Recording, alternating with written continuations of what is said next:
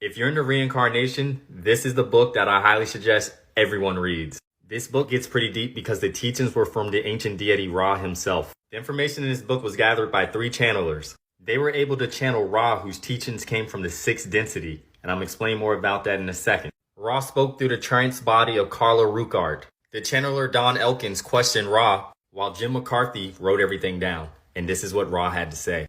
Ra explained how the pyramids were built as healing centers, also how there are an infinite number of universes, and that within each universe is a level of consciousness. There are 7 densities of consciousness that we all must reach throughout time. Density to him is defined as an entanglement of light within a certain vibrational range. The lower the density, the slower the vibration rate. The higher the density, the faster the vibration and ability to express consciousness. In this video, I'm only going to cover the first 3 densities. The first density is beginningness, or awareness. This is all organic matter, earth, water, fire, air. The second density is associated with growth, all biological life and organic matter with autonomous movement. Organisms and plants that interact with the environment.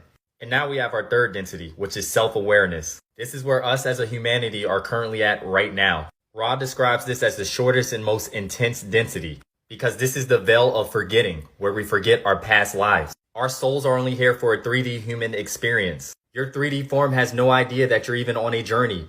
Here's where we make choices between positive and negative polarities. In order to evolve from the third density, you have to go through a psychological suffering. Suffering forces consciousness to gain freedom from the ego.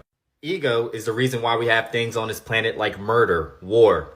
Ego is the body denying the soul, not realizing that we are only here for a temporary human experience. And once you realize this, the choice is made. Your soul will have a choice between negative polarity and positive polarity. If you take the negative polarity route, you choose the evolutionary journey of service to self. If you take the positive route, your evolutionary journey is service to others.